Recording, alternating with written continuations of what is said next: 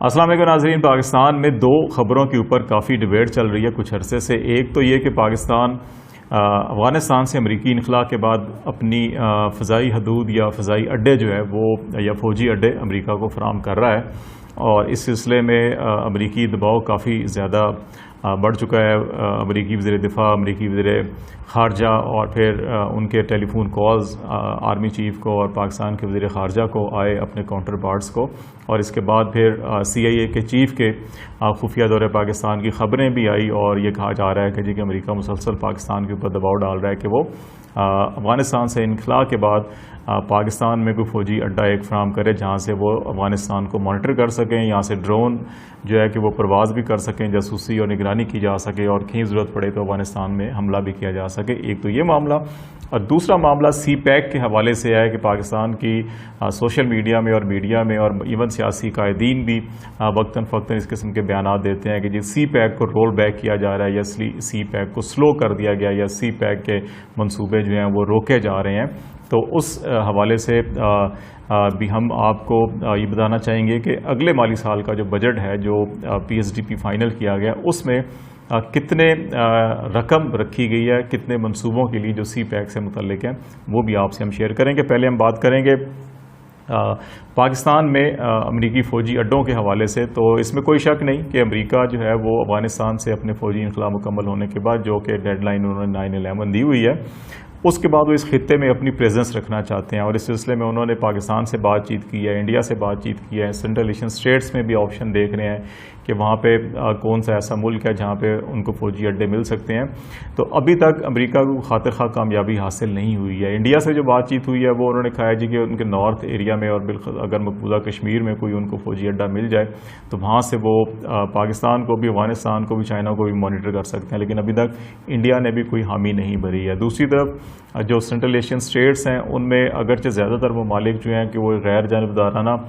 اس ساری صورتحال کے اندر رول پلے کر رہے ہیں، لیکن پھر بھی امریکنز کو یہ امید ہے کہ انڈیا کچھ اپنا انفلوئنس، جہاں پہ ایک دو ممالک میں ان کا انفلوئنس ہے کہ اگر استعمال کر کے ان کو اڈے لے کے دے سکے، لیکن جہاں پہ چائنا اور رشیا بھی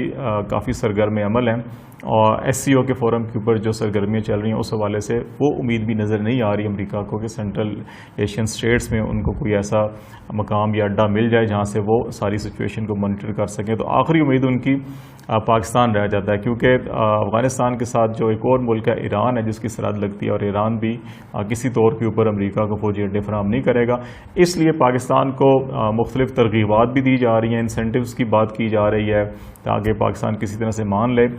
لیکن ہماری اطلاعات یہی ہیں کہ پاکستان ابھی تک جو ہے کہ اس سلسلے میں کوئی حامی نہیں بھری، نہ ہی کوئی رضامندی دی گئی ہے۔ جو ریسنٹلی CIA کے جو چیف ہیں انہوں نے پاکستان کا دورہ کیا ہے، حکام اس بات کی تصدیق کر رہے ہیں، انہوں نے آرمی چیف سے ملاقات کی ہے، ISI کے سربراہ سے ملاقات کی ہے، وہ پرائم منسٹر سے ملاقات کی خواہش مند تھے، لیکن ہماری اطلاعات کے مطابق پرائم منسٹر نے ان سے ملاقات نہیں کی۔ اس سے پہلے امریکی وزیر خارجہ نے ٹیلی فون کال جہاں پہ اپنے کاؤنٹر پارٹ سے بات چیت کی، اور وہ بھی پرائم منسٹر سے بات چیت کرنا چاہتے تھے، لیکن PM آفس نے یہی جواب دیا کہ سربراہان مملکت سے بہتر ہے کہ سربراہ مملکت ہی بات کریں، اور اگر مناسب ہو تو وہ اپنے کاؤنٹر پارٹ سے ہی بات کر لیں، جو معاملات ہیں انہی سے بات کر لی جائے۔ تو یہ جو رویہ ہے پاکستان کی طرف سے، یہ اس چیز کی نشاندہی کرتا ہے کہ پاکستان ابھی کسی طور پر یہ رسک لینے کے لیے تیار نہیں ہے کہ امریکہ کو شمسی ایئر بیس یا ایسا کوئی ایئر بیس دے دے جہاں سے وہ بیٹھ کے یہاں مانیٹر کر سکیں، کیونکہ افغانستان میں دوسری طرف جو طالبان کی عادت ہے وہ بڑی واضح طور کے اوپر انہوں نے اسٹیٹمنٹ جاری کی ہیں، انہوں نے کہا ہے جی کہ انہوں نے پاکستان کا نام نہیں لیا، لیکن انہوں نے یہ بڑا واضح اعلان کیا ہے کہ خطے کا کوئی بھی ملک اگر اپنی سرزمین فراہم کرے گا افغانستان کے خلاف، یا کسی امریکن کو یا کسی ملک کی فوج کو ایسی بیسز فراہم کرے گا جس کے نتیجے میں وہ بیٹھ کر افغانستان کے اوپر حملے کریں، تو وہ صرف جو ہے کہ اس ملک کو ٹارگٹ نہیں کریں گے، بلکہ جس ملک نے سرزمین فراہم کی ہوگی اس ملک کو بھی اور اس کی افواج کو بھی ٹارگٹ کریں گے۔ تو پاکستان قطعاً یہ نہیں چاہتا کہ وہ خطے میں امن چاہتا ہے، اور قطعاً پاکستان یہ نہیں چاہتا تاکہ کسی اور ملک کی لڑائی کی وجہ سے اس کی ملک کے سرزمین کے اوپر دوبارہ وہ حالات پیدا ہوں جو 9/11 کے بعد پاکستان میں دہشت گردی کی جنگ اور لہر پیدا ہوئی تھی، اور اس نے پاکستان کی معاشرے کو، پاکستان کی معیشت کو، پاکستان کی سماجی حالات کو اور پاکستان کی ان سیکورٹی فورسز کو بری طرح نقصان پہنچایا تھا۔ تو پاکستان نے یہ ابھی فیصلہ کیا ہوا ہے، ایک پالیسی ڈیسیژن ہے کہ پاکستان خطے میں کیا بلکہ عالمی سطح کے اوپر کسی ایسی اتحاد کا حصہ نہیں بنے گا، کسی ایسی کوشش کا حصہ نہیں بنے گا جس سے جنگ کی جائے، بلکہ پاکستان ایسی اتحاد کا یا ایسی کوششوں کا حصہ بنے گا جو امن کے لیے ہوں۔ تو اس طرح سے پاکستان نے یہ واضح طور کے اوپر امریکنز کو ہر سطح کے اوپر یہ میسج دیا ہے کہ پاکستان جو ہے فی الحال اس پوزیشن میں نہیں ہے کہ وہ اس قسم کی بیسز فراہم کر سکے۔ CIA کے چیف کا جو دورہ ہے اس کے حوالے سے بھی کافی چہمہ گوئیاں کی جا رہی ہیں اور مختلف اس کی تشریحات کی جا رہی ہیں۔ یہ انٹرنیشنلی جتنے بھی انٹیلیجنس ادارے ہوتے ہیں ان کے سربراہان مملکت، ان کے سربراہان جو ہیں وہ مختلف اوقات میں مختلف ممالک کا دورہ کرتے رہتے ہیں، اور ان کے آپس میں روابط بھی کوئی غیر معمولی بات نہیں ہے۔ انٹیلیجنس کے سربراہان کے آپس میں روابط بھی ہوتے ہیں، جو ہوسٹائل ایجنسیز ہوتی ہیں ایون ان کے بھی جو سربراہان ہیں ان کے بھی آپس میں انٹریکشنز ہوتے رہتے ہیں، اور بالخصوص جو دوست ممالک ہوں یا جہاں پہ آپ کے سیاسی یا اقتصادی تعلقات ہوں تو وہاں پر بھی انٹیلیجنس شیئرنگ کے حوالے سے روابط چلتے رہتے ہیں۔ تو اس لیے اس کو کوئی غیر معمولی اہمیت دینا یا اس کے اوپر کوئی زیادہ باتیں کرنا یا پروپیگنڈا کرنا مناسب نہیں ہوگا، بلکہ یہ ایک معمول کی بات ہوتی ہے کہ مختلف ممالک کی جو انٹیلیجنس چیفز ہوتے ہیں وہ دنیا کے مختلف علاقوں کا دورہ کرتے رہتے ہیں، اور اپنے خاص طور کے ان ممالک کے ساتھ جہاں پہ ان کے ملٹری انٹیلیجنس شیئرنگ یا اکنامک ریلیشنز یا پولیٹیکل انٹرسٹ ہوں تو وہاں پہ یہ فریکوینٹلی روابط اور جو وزٹس ہیں یہ چلتے رہتے ہیں۔ تو اس میں کوئی ایسی غیر معمولی بات نہیں ہے۔ دوسری بات جو CPEC کے حوالے سے بھی